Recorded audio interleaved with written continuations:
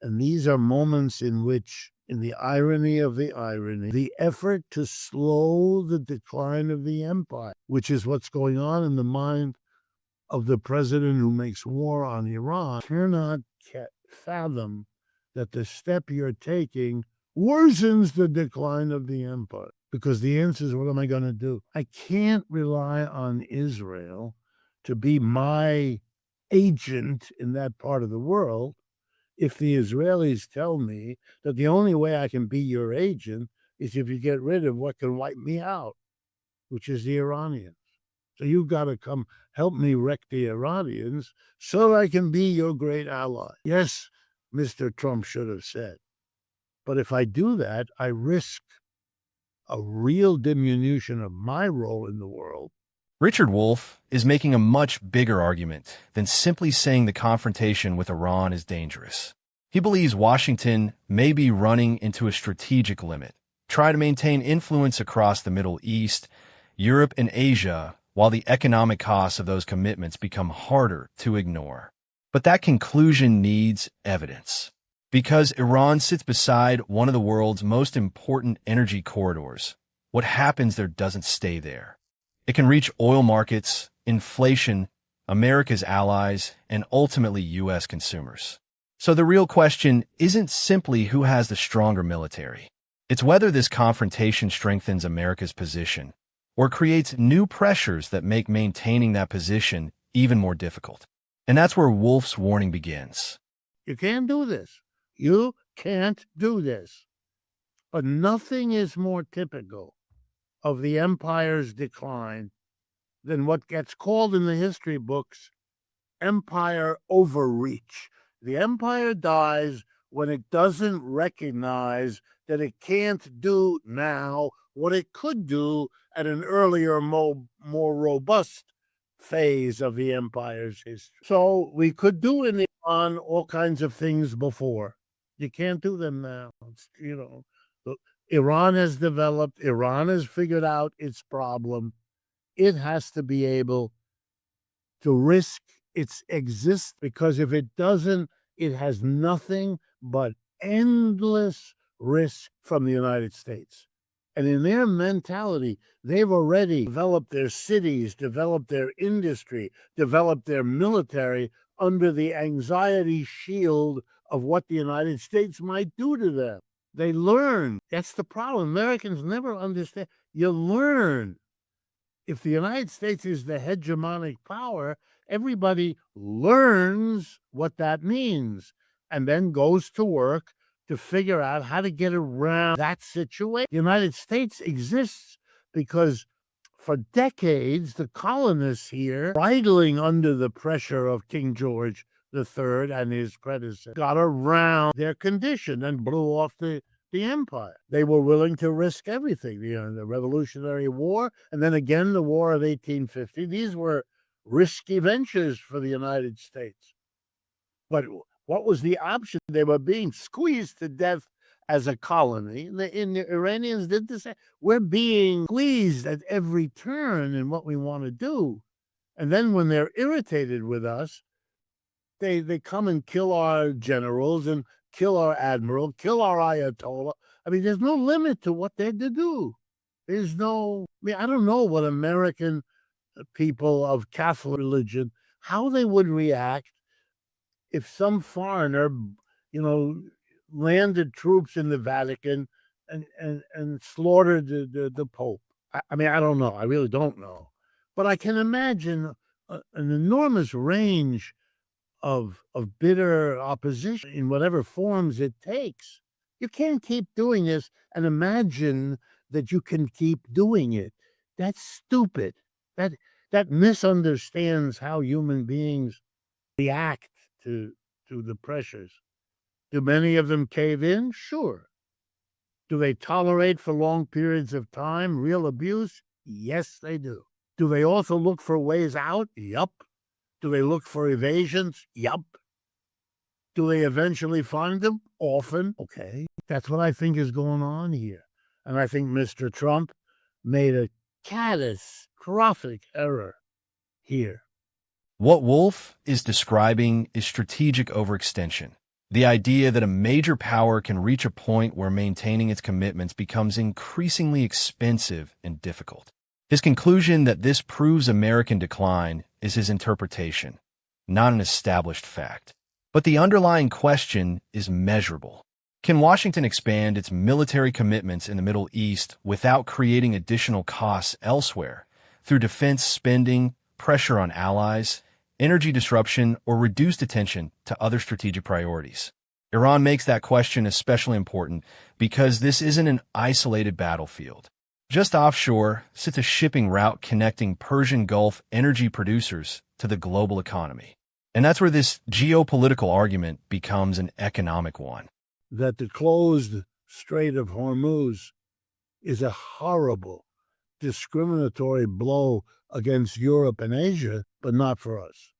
We don't get oil that way. So holding up shipping through the Strait of Hormuz, not our problem. Of course, that has not led our oil companies from missing the opportunity to jack up the oil price. When my students ask me, how do you explain that? If it doesn't affect us, why is the gasoline price? And so I explained to them, imagine you were the head of the oil company of Oklahoma, and you saw oil in Europe going for $102 a barrel, which is what I think it is today. But you're getting $65 a barrel. Would you consider no longer selling to an American, but taking your oil and selling it in Brussels? Because look, you're making 60% more money per barrel. This is, you normally expect a lifetime before you're going to see that. Then they understood. So the price here is going up because that's what markets do. If you love the market economy, then that's what markets do. They enable people to find each other in that way. So I think what we have for the moment is, once again, the kind of blindness I was telling you about before. The 10% of the people who sit at the top here will support the war in Iran until it really bites them. It hasn't done that yet. We are depleting our stockpile of missiles, which is wonderful news for a dozen companies and 1,000 suppliers of those companies whose market is just being renewed and revived by each day's passage.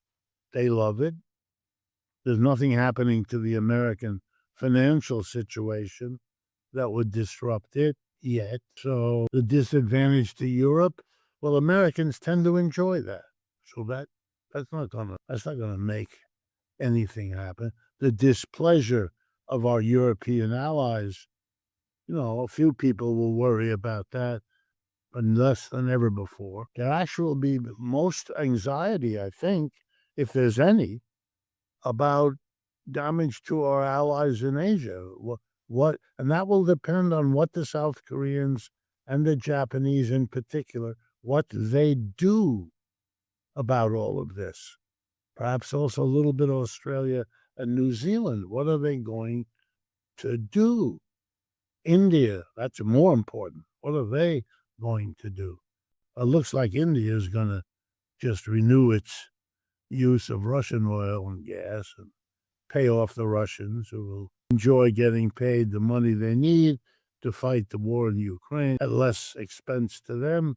You notice that when Mr. Trump did it, it was extraordinary. The European virtually said nothing. Wow. He takes a step that everybody said would close the Strait of Hormuz. You will have to pay even more for energy than you already do if that happens, even if they go around the African Cape or come up with other solutions. It's all going to be more money for you to pay. This is where Wolff's argument meets measurable economic reality. The Strait of Hormuz became one of the central pressure points of the conflict.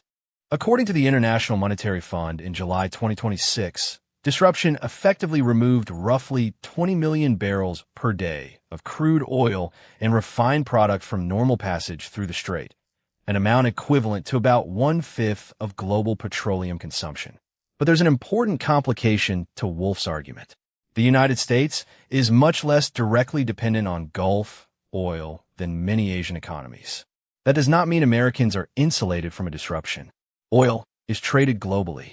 If supplies become harder or more expensive to move in one region, prices can rise elsewhere because producers and traders respond to the higher global price. The IMF reported that after the initial shock, crude prices settled roughly in the $90 to $100 per barrel range. Additional production outside the Gulf, inventories, and weaker demand helped prevent an even larger surge.